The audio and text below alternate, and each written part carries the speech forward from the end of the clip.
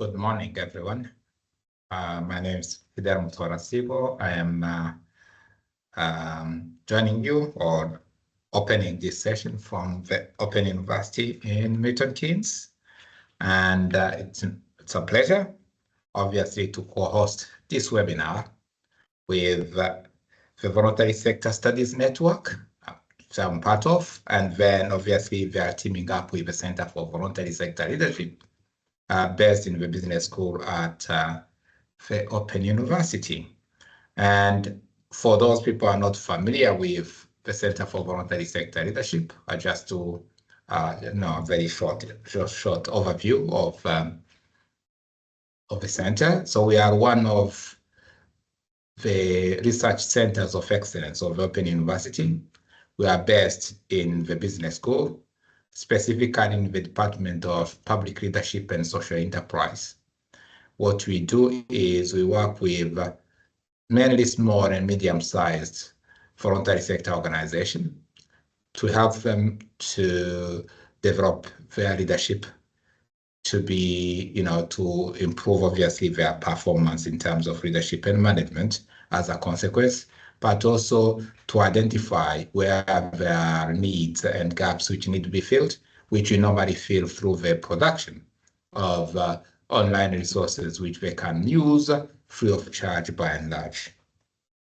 But today, it's not CVSL, it's all about Pat and Carol having a discussion, which I'm excited and looking forward to. I won't then be introducing them. What I'm going to do is I'll be passing the word on to them. However, before we do that, there are a few things which I need to state. One is the webinar is being recorded. The microphone and cameras have been disabled due to numbers, but the question and answer function and the chat are open, and we'll be keeping an eye.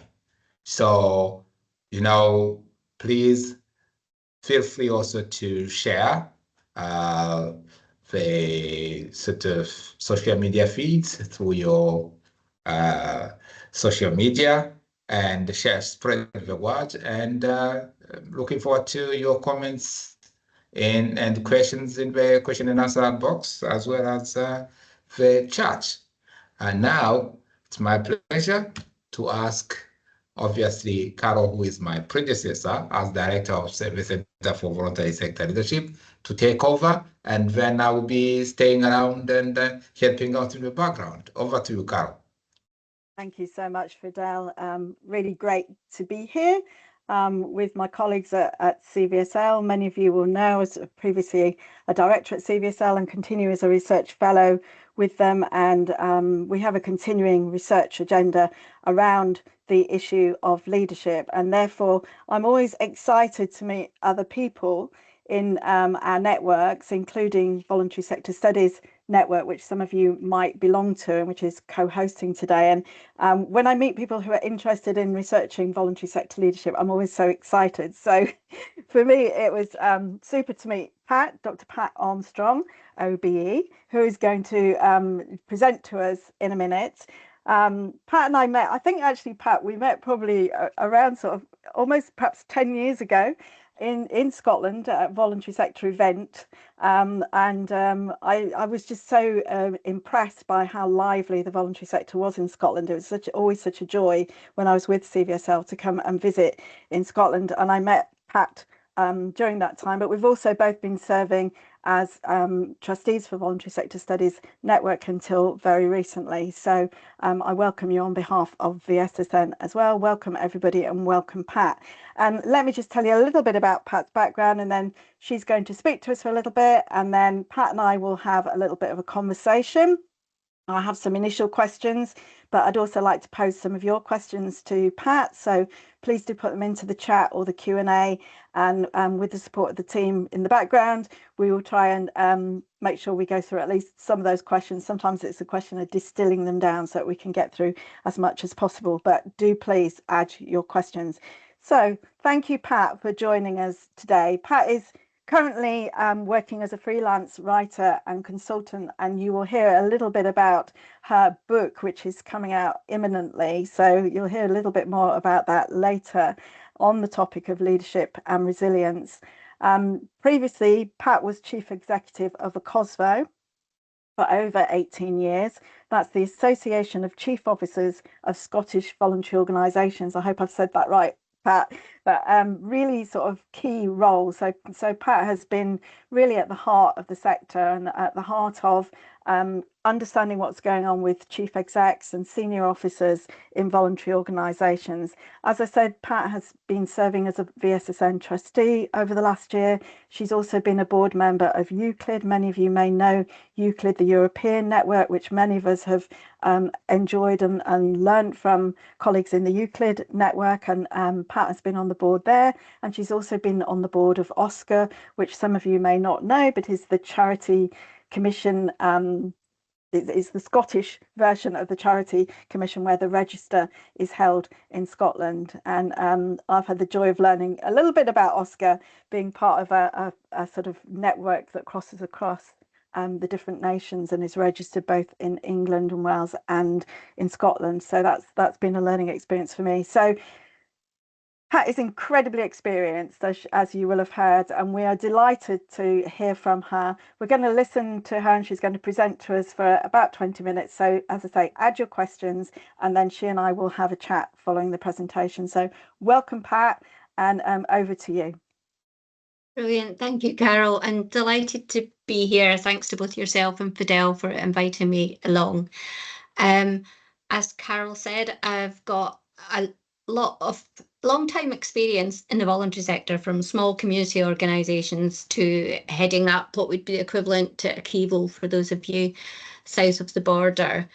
I've been involved with the Voluntary Sector Studies Network because it sort of became my network, because after all that time as a chief exec, one of my great interests is sort of stepping across boundaries and trying to understand other cultures and environments.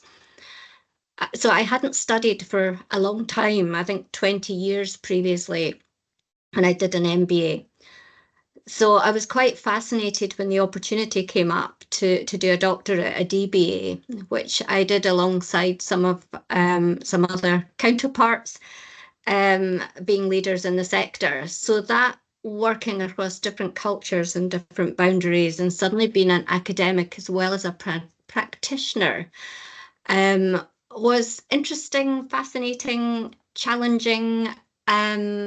I had just started my studies in October when the pandemic hit, in the March. So studying resilience became very apt from lots of different angles. So I've just got half a dozen slides I thought I'd take you through, and you'll probably find there's a bit of a balance of practitioner and academic in there, which I've been trying to find a way to sort of merge, because it's fascinating being very immersed in either one or the other, and actually having a foot in either camp is really interesting, which I know many of you on this call will have, and you get pulled in different directions. So I suppose firstly, to go to the research, when I started out being a very newbie academic, feeling totally out of my depth, feeling I was having to learn a new language going back into academia, I found that pretty challenging, I must admit. And one of the first questions, was, what's your topic going to be? What are you going to spend the next 3 or 4 years looking into in much more depth? And I think at that time, and as I say, this was pre-pandemic, one of the things we were finding in the sector, and I'm not going to read the slides, but they will prompt me to talk, was that well-being was a real challenge with leaders in the sector. We did a survey within ACOSVO asking leaders, to rate their well-being so that we could sort of map it over the years. And it was generally getting worse. And the interesting thing was they were starting to say that their well-being outside of work was actually rated better than that at work. So work was obviously getting them down. The resilience was challenged. As we all know now, the challenges don't stop. The stretch to be everything to everybody as a leader in the sector is an increasing challenge. The challenges of funding, of being there for your team, for the purpose that your organisation is there for, to be there to work with your board, and to make sure the finances are right. There's all these different calls on your time, never mind wider life, if you like. And one of the stats that stuck with me was that more than half of the people that responded to that study said they wanted to leave their role in the next 5 years. And of those, 70% wanted to leave in the next 2 years. So there was a definite burnout happening in the sector. There was also a bit of a demographic challenge there around the sort of age and stage of leaders and the encouragement of new leaders coming into the sector. So I started off thinking I would explore burnout in charity leaders and why that was, and whether passion for the cause and wanting to actually keep picking yourself up and going was helpful or more of a hindrance. And I'll come back to this picture of the juggling act maybe at the end of the talk, but if we could maybe move to the next slide just now. Thanks, Emily. So when I mooted this at my very first academic conference, I got some feedback, very rightly challenging feedback, that said, well, is that not a flawed concept these days? Is resilience not old hat? Is it not more about focusing on your well-being so that actually your resilience is sort of supported and isn't challenged as much? So I went away and thought, oh goodness, have I got it all wrong? And then I thought about it a bit more. And I suppose I put my practical head back on and thought, actually, no matter how much you look after yourself, how many yoga classes you go to, how much nature you take in, things happen.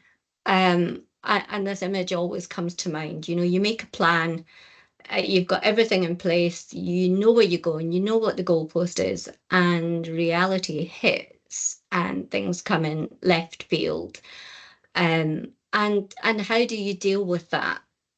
So that resilience and burnout and how you look after yourself really sort of cemented itself as being the thing I wanted to look at.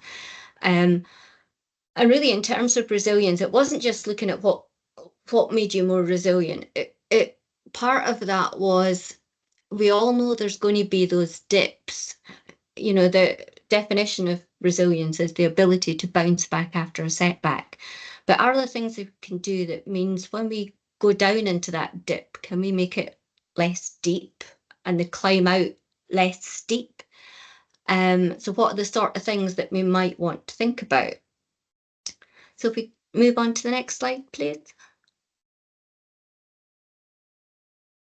So to jump to the sort of answer, after my 3 years and 50,000 word thesis, what I found, which actually wasn't surprising in a lot of ways, and I think we all know this, but which I didn't really find when I did my literature review. I looked at business books. I firstly found that most of the business books that I was reading were private sector focused and focused in the States.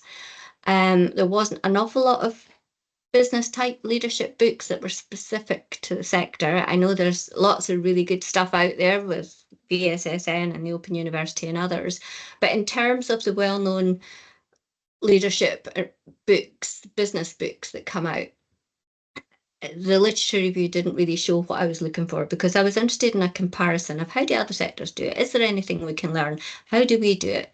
Is there anything other sectors could learn from us as a sector where sort of passion for the cause and making a difference is really, really important to us? And is the fact that now most organisations will want to think about a triple bottom line, is there some learning that we can bring from the third sector and how we work? So I was very lucky in that I had an audience of over 700 leaders that I was working with on a day-to-day basis. So I had a lot of insights and knowledge, but it was really interesting to try and take that to, you know, an academic, credible evidence base that I could then say, well, this is what I've found, rather than just anecdotally, this is what I think.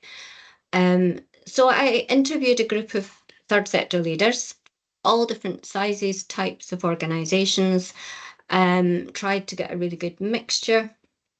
And what I found, to cut to the chase, I asked them, what behaviours keep you resilient? That was my key question. And I spent a few months gathering all the answers, and then I tried to find a way to sort them into something that made some sort of sense to take my research forward. And what I very quickly realised, that I asked, what behaviours keep you resilient as a leader? So I was asking about their role at work. I had chosen them because they were a leader, and I was specifically asking them about the things that they do, the behaviours that they carry out. But when I went through the answers, I realised that they weren't just behaviours. People also talked about mindsets, the way that they think, not just the way that they act. But they also talked about what I categorised as factors, the environment that they worked in. And what I quickly realised is it's not just what you do, it's the way that you think and the environment that you work in that takes into account how resilient you are, and all have an impact. So that's when I came up with almost shorthand of holistic leadership resilience is the sum of behaviours, mindsets, and factors. And the image below that shows the behaviours, mindsets, and factors. But the other element of it wasn't just, they didn't talk about just things at work that kept them resilient. There were things that were both emotional, physical, and social, and they were from work, home, and leisure. And I'll come back to a bit more detail about that. But when I said, what keeps you resilient at work? People would say going for a walk with the dog at the end of the day, digging the garden, going for a pint with my mates. So it wasn't just about having a good strategic plan in place. It came from all parts of life, what kept people resilient. And I think when I then looked at the wider picture, this makes total sense, because our worlds are so much more. We can work from anywhere with any device at any time. So of course it makes sense that work is not in the box it used to be. It's much more part of our whole life. So that's what keeps us resilient, is much more part of our whole life. So it was a fascinating journey coming to that answer and trying to distill that into, a very short formula. So if we could move on, please, Emily. So to take each of these behaviours, mindsets, and factors and give you some of the sort of key findings, when I asked people what behaviours kept them resilient, they talked very much about self-care, looking after themselves. And this was from the first part of the question, which is, what does resilience mean to me? It was about looking after yourself. It was much more holistic, as I've said. It was about from all walks of life. And when I asked about specific behaviours, the biggest one that came up actually was acceptance of non-perfection, not expecting to get it right all the time and not beating yourself up about it. And I thought that was really interesting, and might have been partly with the whole having to change so much because of the pandemic at the time. But I think also the speed of change within the worlds that we live in and the culture that we work in, you have to be accepting of mistakes being made, of experimentation, of learning, but equally of yourself as well as the environment that you work in. Very strong one that I suppose wasn't a surprise for me, because finding my network and being chief executive of a network for almost 20 years, finding your tribe, and it wasn't just one tribe, which is why the S is there. It was lots of different tribes for lots of different stages of life and lots of different parts of life. So it might be, the VSN network was my academic tribe. I had a group of third sector leaders who were looking at what next at the end of a career as chief exec. In my last year at Cosmo, that very much became my tribe. And equally, I'd have a tribe out with work, with, you know, whether it was going running or cycling or having adventures, there would be a different tribe of people that I would bring around me. So it was just recognizing the importance of that. And experience counts, which maybe I didn't expect so much. And again, that was experience from all parts of life. When I said to people, what keeps you resilient at work? Sometimes I'd be getting answers like, oh, well, when it gets really tough and I'm really struggling, I remember that I got through a really messy divorce, or when my kids were ill, or when I was really struggling financially. And knowing that I could get through those things actually helped me get through the really tough times at work. So it wasn't just, oh, I remember when I led that organisation and I had to deal with a different cultural challenge or different financial challenge. It was from all walks of life. And asking for help, the behaviour of being open to going to other people and being vulnerable and asking for help came through as really important. And a recognition that that actually helps others too, because it gives them the confidence in terms of knowing that you will be asking them. And there was also something about knowing what works for you. If when you get really stressed, what you really need to do is go for a run and put your headphones on, or, you know, play a musical instrument, knowing what it is that works for you. And equally in a work setting, you know, when you need to speak to the board or when you need to get another group of fellow chief execs who've been through it before. And generally it was much more holistic. I've just got a couple more slides, so if we could maybe move to the next one. And mindsets. The first mindset that people talked about when they responded was about knowing yourself, about being self-aware, having self-belief, being able to reflect, to look after yourself, to know yourself. And also there was quite a lot of emphasis on getting positive feedback and how important it is to get and to give positive feedback to help our resilience. Having a learning mindset, especially in times of change, was really important. I remember someone saying to me when the pandemic hit, they were looking at newspaper articles about how big businesses were coping and how different areas were adapting and changing and trying to learn from that. So there was something about learning much more widely as well. Having a confident mindset, being confident in yourself and knowing that you've dealt with things in the past. And I think also being honest with yourself about how much is possible and not trying to take on the world. And one of the answers that also came out quite strongly was being optimistic and very much having a passion for the cause and really believing in what you were doing. And not just the cause, sometimes the sector and the people, and being passionate about that as well. And the final one, if we could just move to the next one, was around factors. When I said what keeps you resilient at work, some leaders said, oh, it's having a really good board behind me, you know, knowing that they'll be there to support me, that they understand what I'm trying to do. So the governance was quite important. The context that you worked in, you know, if you believed in the cause, if there was a real understanding of what you were trying to do.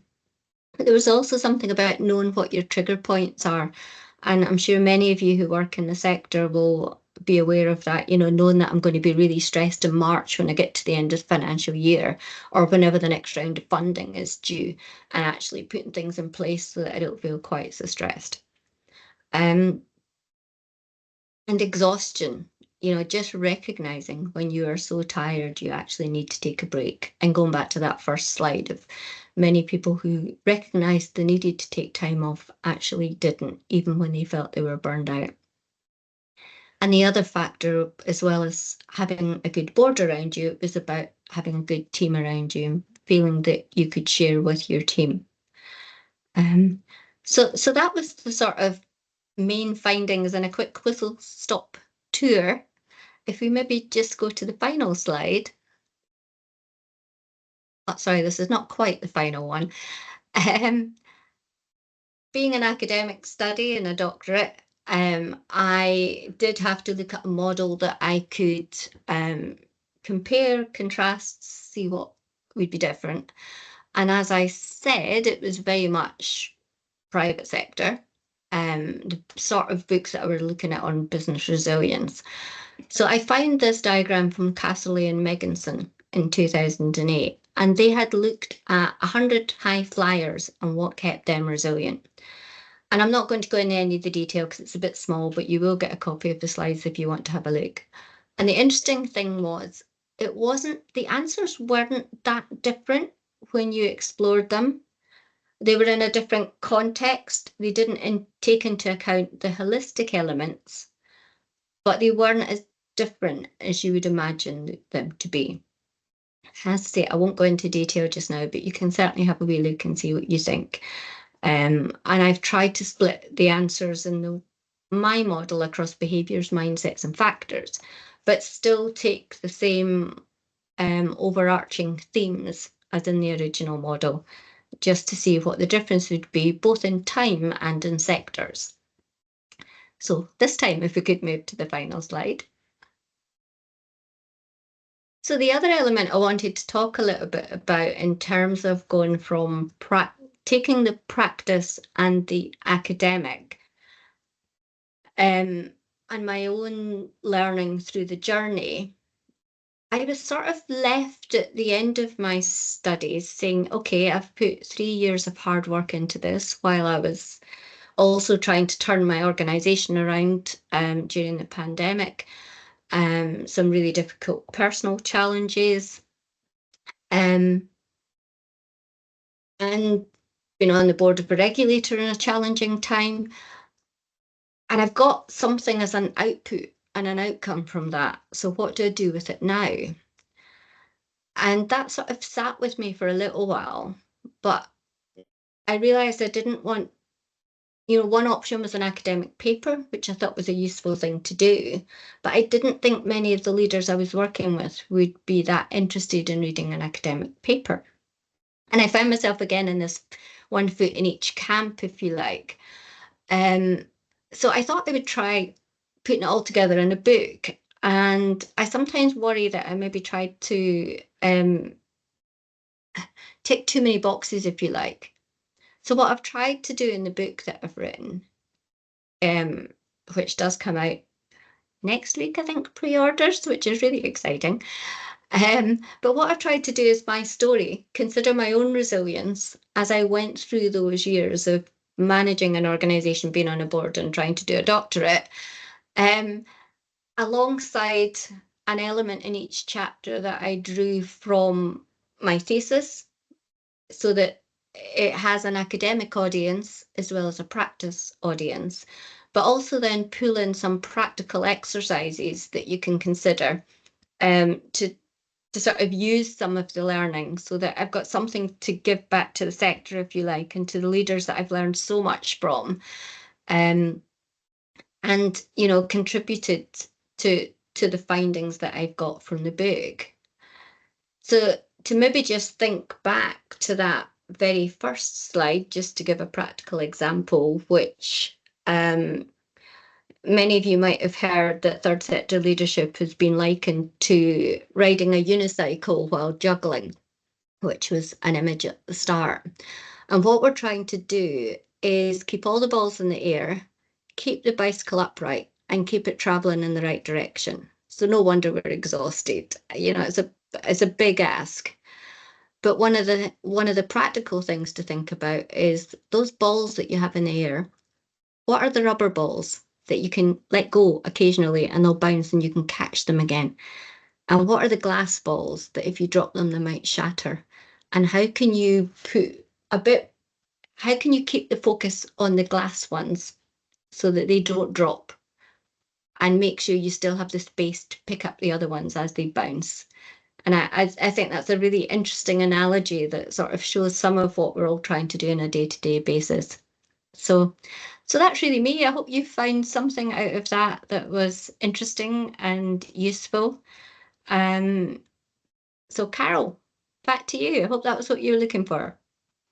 Hi, that was super. Thank you so much, Pat. And I just love that. I'd heard the juggling well on a unicycle before, but not the glass balls and the bouncing balls. So I think that's super sort of picture for us all to go away and think about, well, what are the glass balls and what are the bouncing balls in my context? I'm thinking that through. How do we distinguish?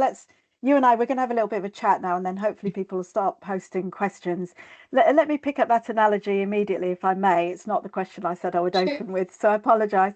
How do we know which are the glass balls and which are the bouncing balls, or is that just experience that tells you? That's a really good question, actually, and I don't think I've been asked that one in the past. I want to say it can't just be experience, because we're all learning new things all the time. And I do think from the holistic perspective, I think there's a gut feeling of that you probably know, if somebody throws you it, how important is it going to be that you actually catch it? And how do you think, I'll get it later? and but I think maybe the important bit is to take your own resilience into account when you are working it out, because actually, it might have been a glass ball last week when you were feeling really up to dealing with it, but this week it's really going to have to be a rubber ball, because actually I don't have the bandwidth to take that on board.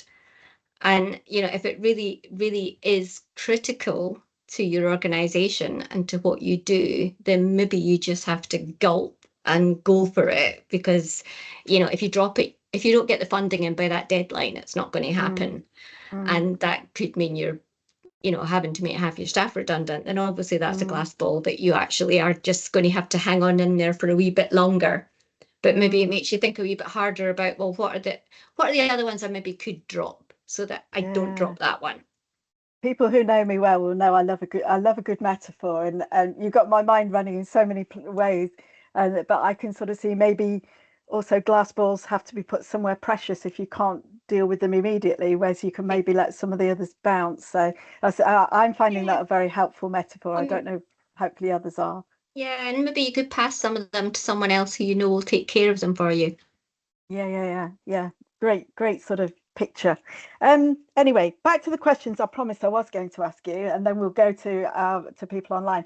So quite a lot of us, certainly at CVSL and others on the call as well, are involved in developing future leaders, and particularly in your work, which is with quite senior people in quite senior roles.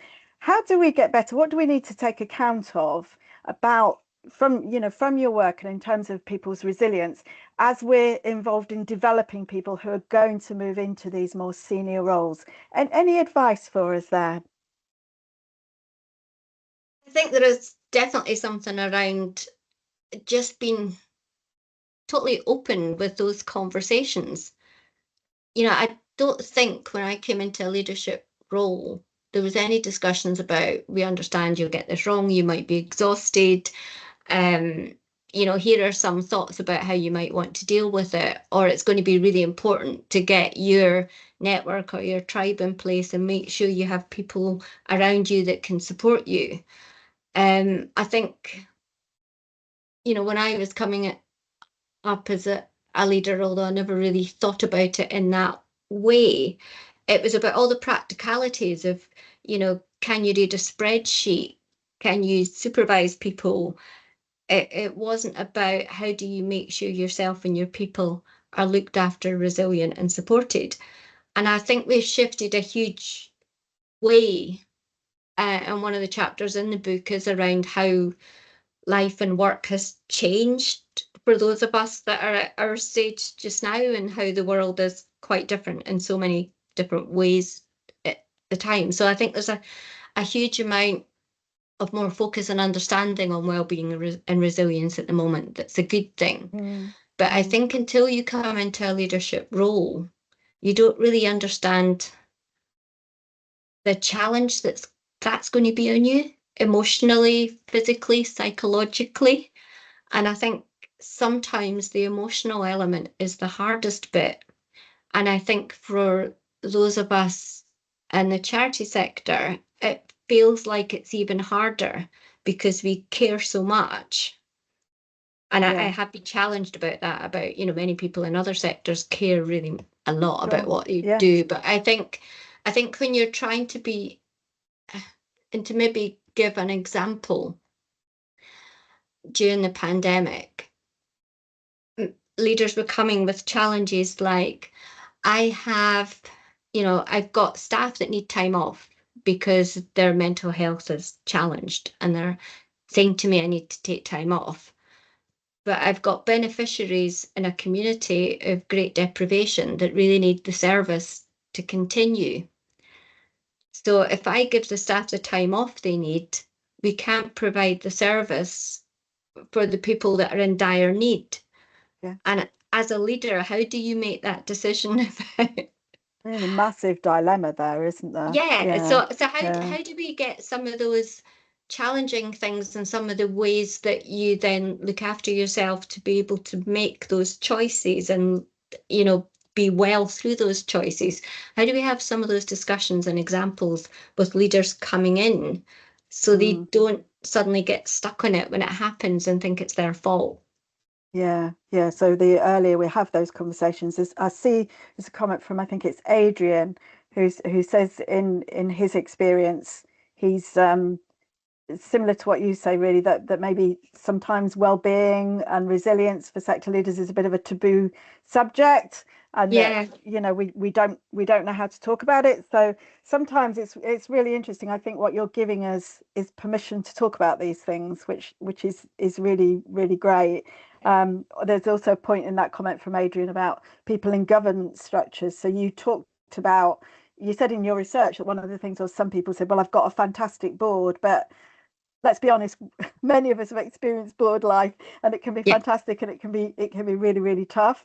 You know, so if what do you do if the people in the governance roles don't know how to help you out? What would you do? Is there are there other places to go? There are places to go, and Akivo and Akospo are very good on that, and have sort of support services that you can go to. So there is places to go, but I think that's another sort of almost misconception. And I've worked with boards both in in all different settings, from community groups to Oscar to leadership organisations. And I think it's really interesting how, as a leader, you have to bounce between being the supporter and the consultant to the board, because you're the one with the knowledge and organisation of what happens on a day-to-day basis and the reality of it all. And I've been a board member of various different organisations and of the regulator, so I totally see the other side of that. But other times you're the operator that makes things happen, that is directed by the board. So I think it's not, another bit that's not often talked about is the fact that sometimes you're the advisor to the board, and sometimes the board are you're giving you the directive. Yes, and you have a tricky place. You have to bounce between both, and it is really tricky. And again, that's maybe somewhere that having your tribe around you of other people that are working with boards that are similar to the sort you are, and saying, how do you do it, and how do you get that message over, and how is the board supported, and would a really good facilitator and away day help us talk through some of those challenges? And I think as a leader, that's something that maybe yourself and the chair can work together to have an agenda that would actually address some of the issues if it's not working well. And maybe just to say a quick wee word on that role, because I think in my time as a leader, that relationship between the chair and the chief exec is so crucial.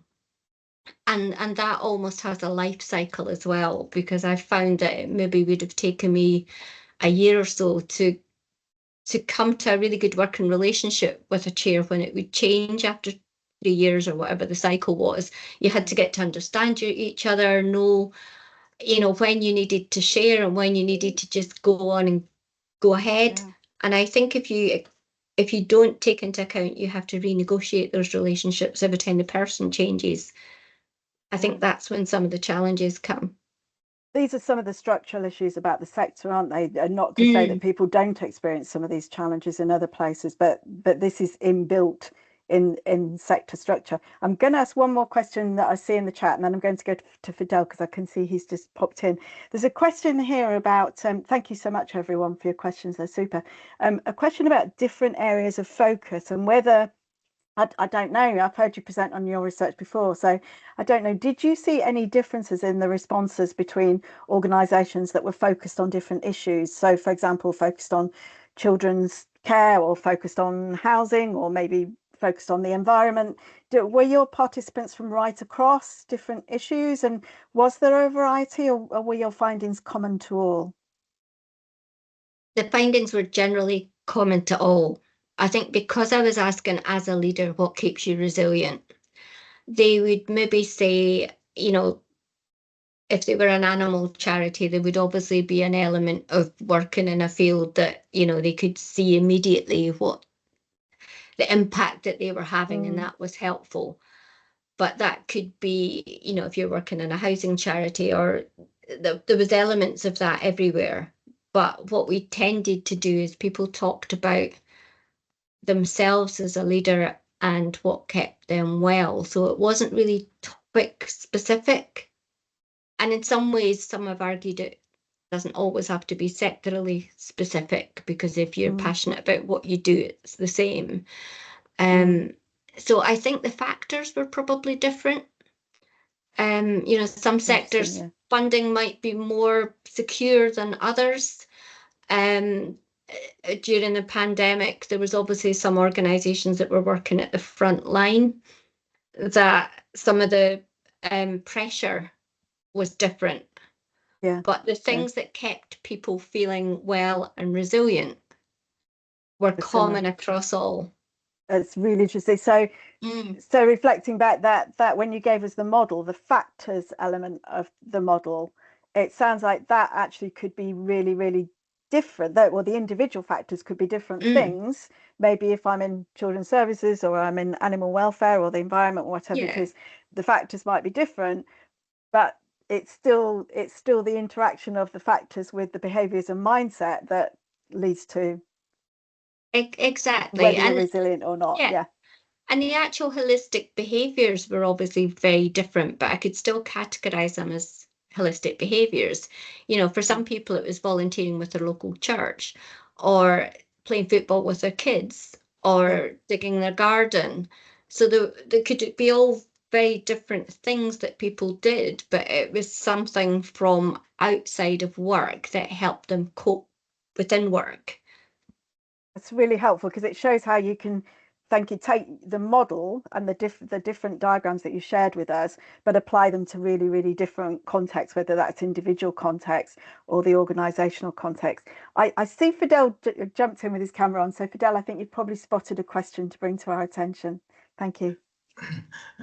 Not really, but what I was going to suggest actually is maybe if we could enable the mics and the cameras and then allow people to ask questions directly, because I see a very, very interesting one. So instead of us reading them out, if people could just come in a very quickly make their point, and then otherwise like a quick fire, if you see what I mean, because otherwise we'll not do justice to the questions. We have many of them, so that's what I was going to suggest, if it is okay with you.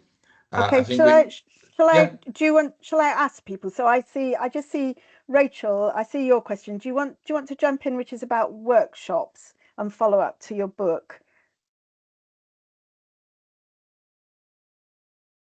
Have we made that possible? I mean, I could start answering that, and Rachel can come on. Rachel's saying she can't unmute, so go for it, Pat, if you can see that question. Okay, I think it may well have been set up that way. But yeah, to pick up on that one, there is practical examples. I talked about there is a section of the book that is all on different things that you could do yourself or do as a workshop, and I have delivered a few workshops, but it's really made as a self-help guide, if you like, things that you could either do as an example one of the exercises that I've done on workshops is, draw an image of something, and I generally use a mountain. I quite like being out in the hills, but I have had people that have drawn beakers or even glasses of wine. So what is it? And it is a bit on that analogy of glass half full or glass half empty. So what fills up your beaker of resilience, if you like, and what empties it? So in my hill analogy, I think about what helps me get up the hill and what drags me back down again. But have 3 of that drawings. So I would normally draw 3 hills. And one would be behaviours, one would be mindsets, and one would be factors. And at one side of the first hill, you would write a few things that help you get up the hill, and then a few things that help you, that sort of drag you back down. So if you do that with behaviours, mindsets, and factors, then it actually helps give you a picture of maybe where you need to put some of your focus, and are you putting enough focus on the things that get you up the hill, or is all your focus being dragged towards the things that take you back down again? So there are some really interesting ways that you can use exercises. I also used Susan Jeffers' Feel the Fear and Do It Anyway, which is from way back when I worked in women's work, which is mapping your life.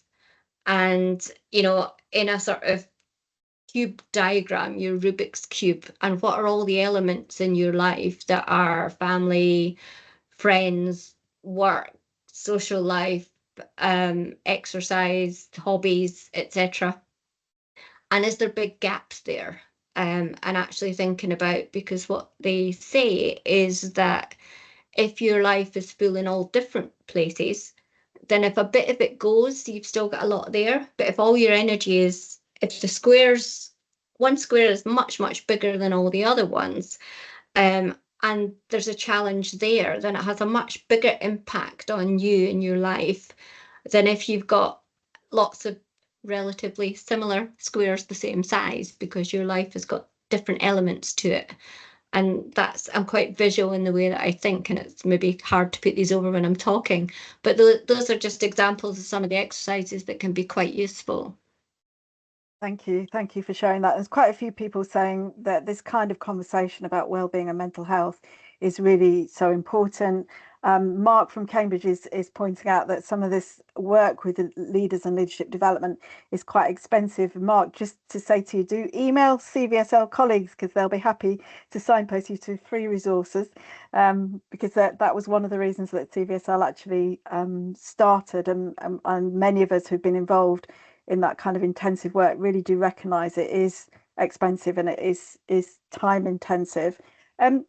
I wanted just to ask you, Pat, a question about, we've spoken an awful lot about people in senior roles, and you know that at CVSL one of the things we talk about is leadership being at all levels, and I know it's something that you also sort of believe in. So just sort of thinking, I suppose it's going back to that question about development, but also thinking about people at a much earlier stage, and how they contribute to leadership, and how people make a difference, and how we make this better for everyone, and don't just wait until you become a chief exec and then go, oh my goodness, we need to think about your resilience now, which I know is absolutely not what you're advocating. So those of us who are working in, with people at all levels and in communities and so forth, should we take the same approach as you're sort of suggesting for more senior people, or do you think there's some other things we need to think about? Is that something you've reflected on?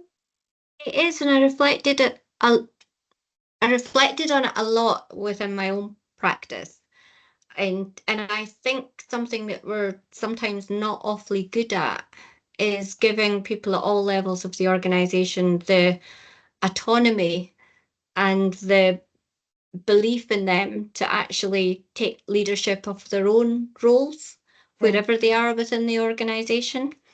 And I found it quite interesting that when you do that, when you say this is your project, go away and run it, come back and tell me if there's a challenge, totally there to support you, but you have, I trust you, you have responsibility. That gives them a chance in a safe space to learn. And I think also to create an environment where it's okay to get it wrong, and actually have a response of, so what could we learn from that, rather than, you know, discipline and how do we make sure it never happens again. It's well, how do we learn? How do we change? How does that help us grow? So I think it's probably a bit back to that mindset.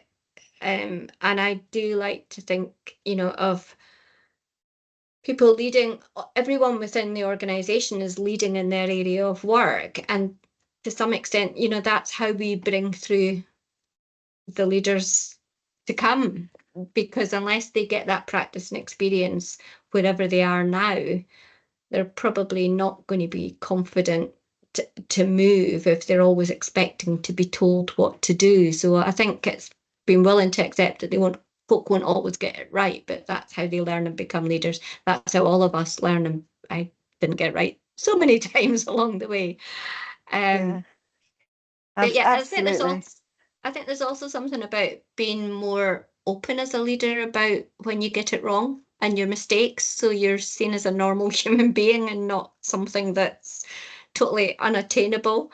So I've also done a bit of work in the past about, you know, being human as a leader, and we're all humans, we all make mistakes. And how do we learn from them? So I think there's a big bit around humility as a leader and honesty and self-reflection that helps. Thank you. Yeah, I could start another conversation with you from that point, but I'm conscious we won't have time. But it is interesting, isn't it? Because some of those attributes about, I think, forgiveness and accepting mistakes and being honest about our own mistakes, and I love your use of the word humility, they're not necessarily the list of things that you find in traditional leadership development. So it is so interesting. There are so many things to think about there, and this kind of autonomy where I think increasingly we understand in the third sector and elsewhere that the practicing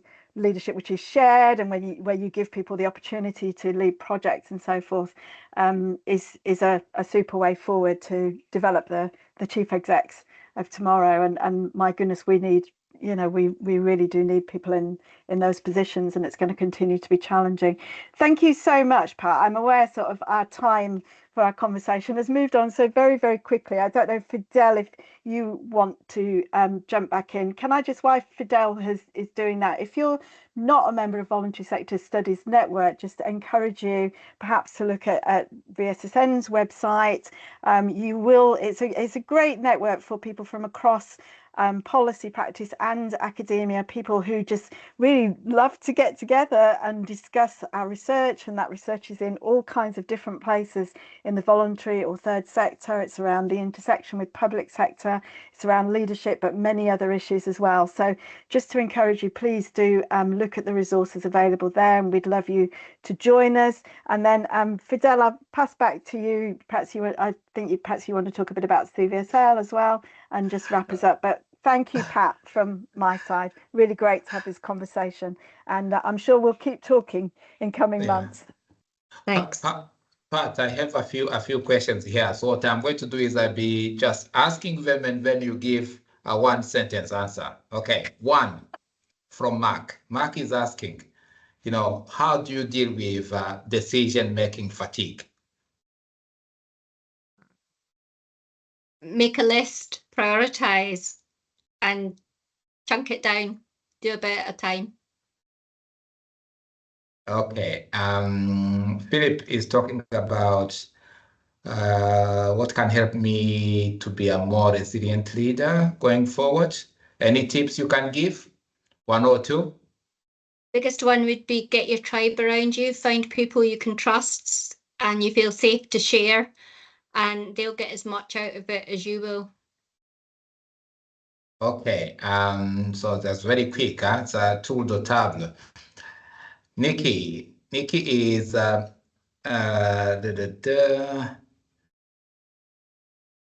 okay, so tell us something about the emotional effort of involved in leading other people. How they've been looking back at those 20 years.